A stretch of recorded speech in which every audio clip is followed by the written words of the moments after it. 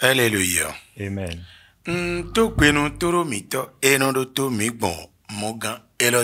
Je salue tous nos téléspectateurs et nos téléspectatrices qui nous suivent à travers cette chaîne. Comment est-ce que vous allez?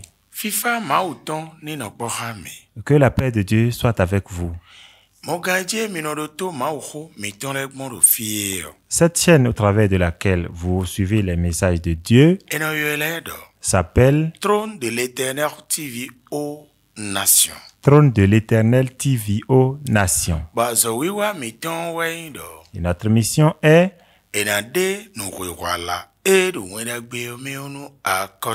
la révélation du sens de l'évangile aux nations. Et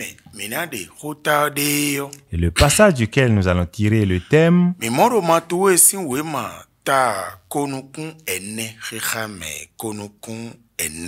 est l'évangile de Matthieu chapitre 24, le verset 24.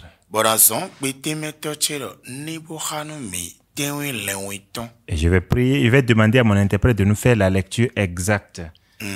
Matthieu 24, verset 24. Car il s'élèvera de faux Christ et de faux prophètes.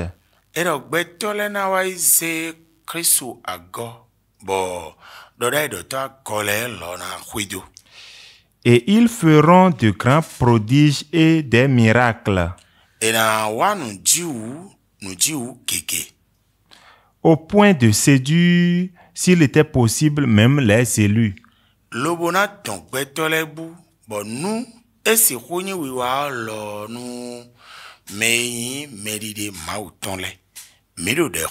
prions. Notre Seigneur, notre Créateur, fais-nous grâce, s'il te plaît.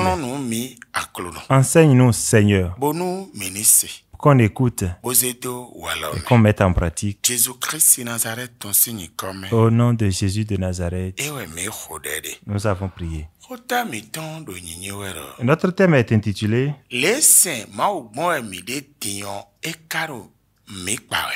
Est-ce que la nouvelle adoration nous profite? Amen. Amen.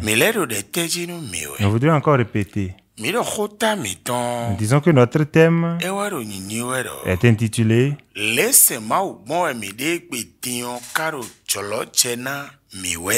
Est-ce que la nouvelle adoration nous profite? Amen. Amen. Parce que normalement, à la place de la loi, c'est l'Esprit Saint. Et pour beaucoup de personnes, nous avons compris que les tâches de l'Esprit Saint ne sont pas une. Et les ministères sont différents. Et personne ne comprend plus rien. Et si quelqu'un se lève, il se fait comme il veut.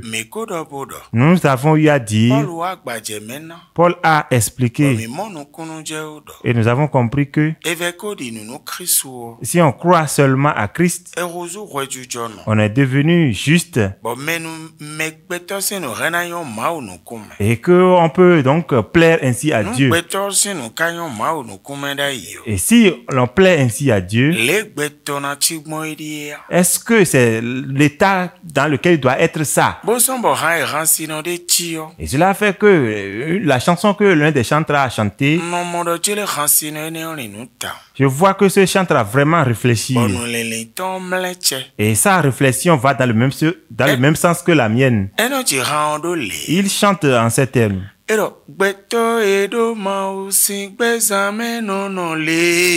Il dit, est-ce que Dieu, l'homme qui a Dieu, est-ce que sa vie est ainsi? Celui qui a Dieu, est-ce que sa vie est dans cet état?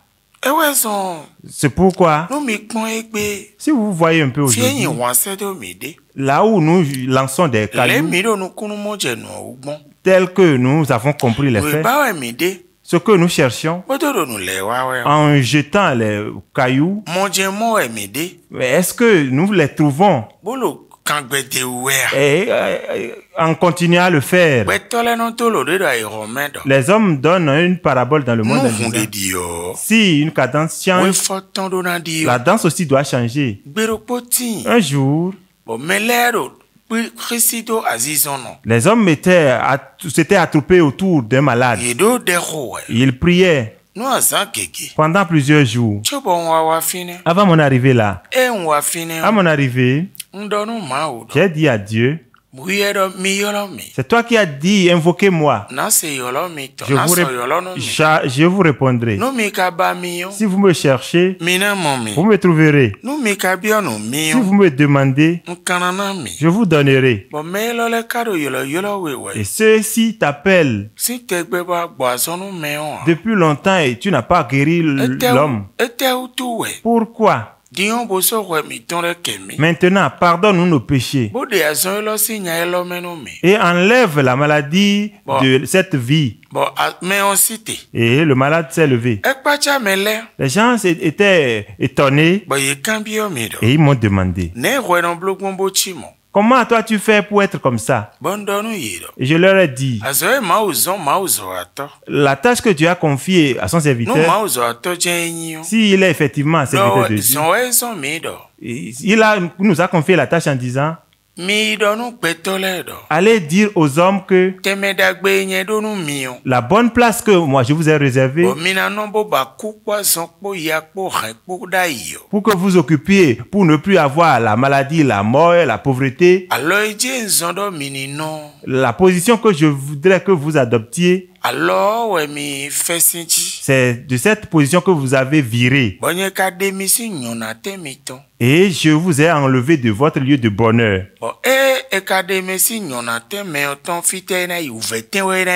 Et lorsqu'on a enlevé quelqu'un de son lieu de bonheur, où ira-t-il, n'est-ce pas, dans les lieux de pauvreté? Réfléchissez à ce que je vous ai commandé. Et que si vous faisiez, vous vivrez dans le bonheur. Si vous voyez que vous avez mal fait, alors réconciliez-vous avec moi. Je suis juste à vous pardonner pour occuper la place initiale que je devais occuper pour vous. Et les hommes sont venus sur la terre. Et s'ils voient quelqu'un en difficulté, et ils commencent à crier vers Dieu que Dieu vienne les enlever de leurs difficultés. Est-ce que Dieu peut ainsi répondre? C'est ce qui fait que parfois il fait la sourde oreille à nos cris. Ils ont dit, c'est ça? J'ai dit oui. Il dit, si vous croyez à cela que c'est vrai, à ces paroles que j'ai dites, si vous croyez, laissez-moi vous poser la deuxième question. Je voudrais vous demander, là où on appelle le jardin, savez-vous que c'est une bonne place? D'accord. Maintenant, c'est un père qui a son enfant, qui lui a construit un lieu de bonheur, là où il va habiter pour avoir la paix. Et l'enfant était là. Et il lui a dit, si tu fais telle chose, tu vas vivre ici éternellement. Mais si tu fais tel et tel autre, je vais te chasser de ce lieu. Mais si tu es en train de souffrir quelque part et que tu te souviens de ce que tu as mal fait et tu reviens vers moi, je vais te pardonner tes péchés et te recevoir à ta place initiale. Et l'enfant commet le péché maintenant. Et le père l'a effectivement chassé. Et il est dans son lieu de souffrance. Et il est dans la souffrance. Et quelqu'un allait le voir et pour lui dire, tu vois ce lieu de difficulté où tu es. C'est forcément le méchant qui va faire ça. Sinon, ton papa ne trouve pas cette place pour toi. Alors, prenons 3 jours. Ou consacrons 7 jours. Ou bien 21 jours. Ou 40 jours. Si nous jeûnons et que nous appelons ton papa, ce lieu de souffrance où tu es, il va t'enlever d'ici. Et les épines qui te piquent, il va les enlever pour toi. Et tu seras ici en paix. Voilà, la première personne a dit cela. La deuxième personne est venue dire, oh enfant, tu es ici? Mais ce lieu n'est pas réservé pour toi. Là où ton père t'a mis, mais la position qu'il faut adopter pour vivre éternellement, là, tu as dévié de cette position. As-tu quitté la position? Tu as mal agi contre lui. Donc si tu te souviens que tu as mal fait quelque chose, fais vite d'aller te réconcilier avec ton papa parce que ce lieu n'est pas réservé pour toi. Et je leur ai demandé, parmi les 2 personnes, qui a annoncé la bonne nouvelle du père à son enfant? Ils ont dit, c'est celui qui a demandé qu'il aille se réconcilier avec le père. Et je dis, donc, si on suit la première personne, donc on n'aura pas la paix, c'est ça? Ils ont dit non.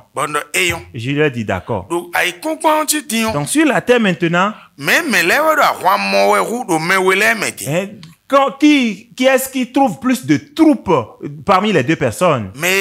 Celui qui dit, la difficulté que tu endures, je vais invoquer ton papa pendant 3 jours de jeûne, pendant 7 jours de jeûne. Ce problème va cesser. Et celui qui dit, viens te réconcilier avec ton frère. Parmi les 2, qui trouve plus de public? Ils ont dit, c'est celui qui dit qu'il faut invoquer le Père. Est-ce qu'on va invoquer le Père et le Père va rétablir le mauvais endroit où l'enfant est et le laisser dans le mauvais endroit là? Ils ont dit non. C'est ce que les Ayas disent, que le travail est plus que le salaire. C'est la même chose que les fonds disent, le travail dépasse le salaire. Voyez, parmi toute cette foule qui crie, combien de personnes trouvent de solutions? Seigneur, aide-nous pour qu'on entende et qu'on comprenne. Au nom de Jésus. Bye bye.